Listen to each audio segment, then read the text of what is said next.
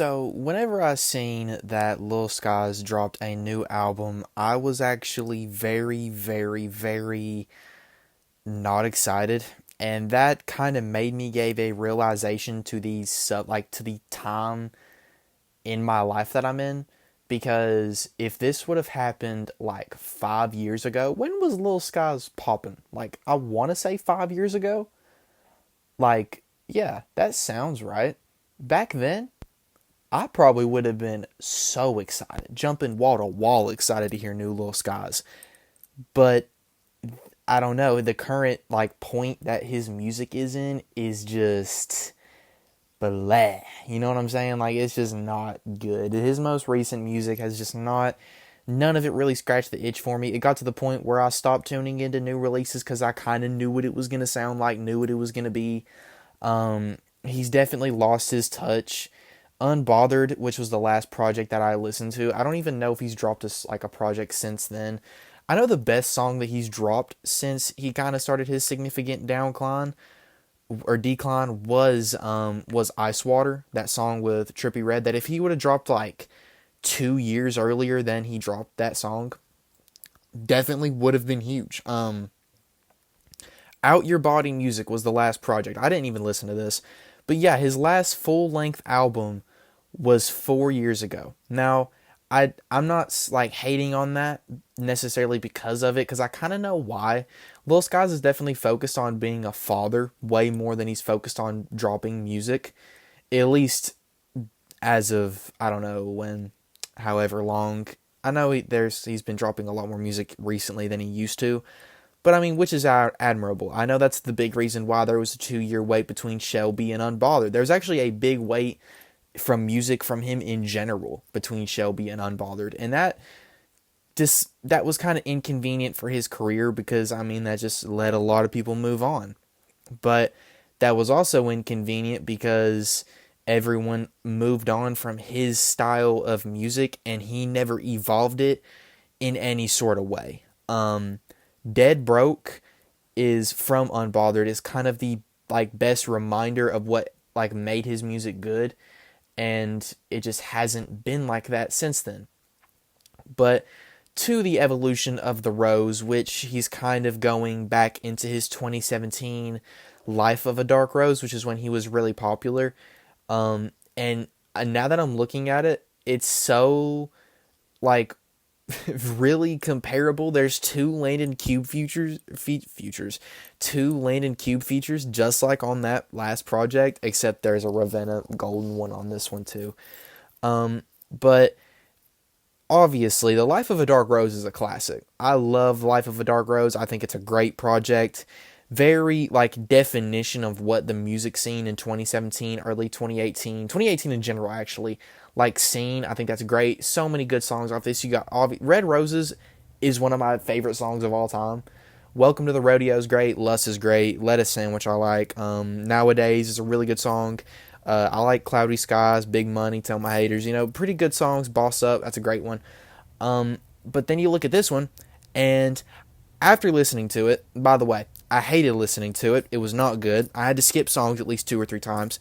I don't know if he was trying to make a more emotional project with rock elements, but he definitely didn't use them at all to the best of their ability. He used them to the worst of their ability.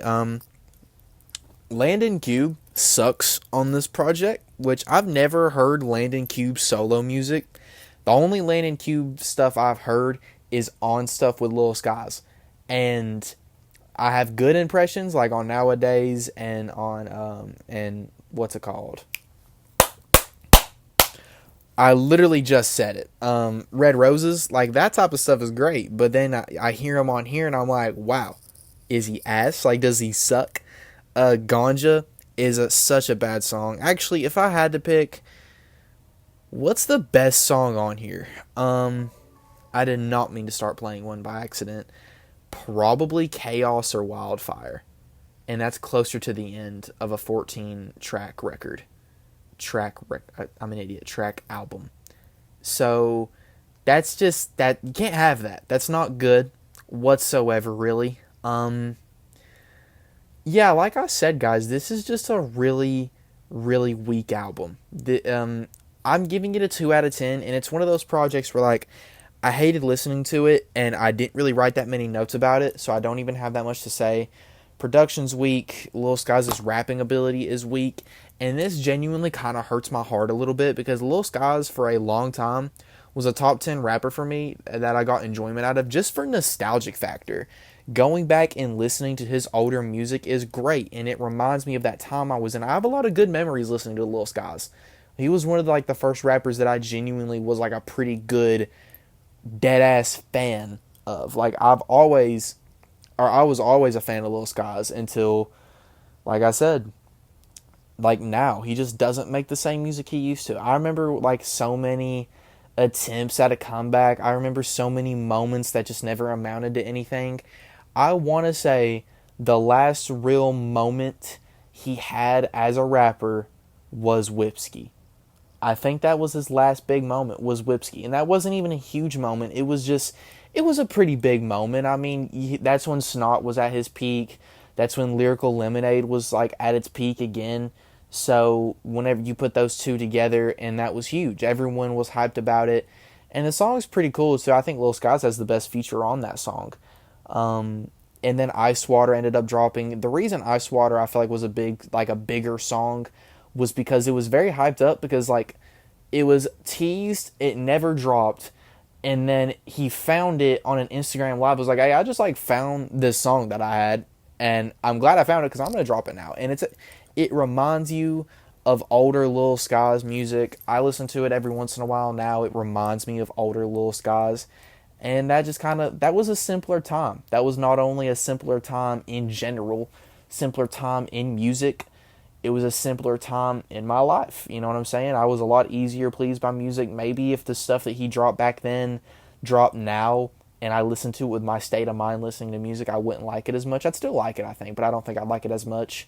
It definitely wouldn't have the nostalgic factor. I mean, I remember when Creeping dropped with Rich the Kid. I remember when Magic dropped.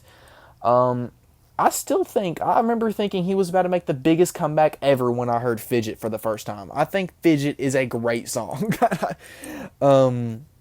Rage, was it? No, not Rage. That's not what it's called. What's it called? Riot? Is that what it's called? The music video where he's playing Pong or whatever? Not Pong, but beer pong. I think that's a great song too.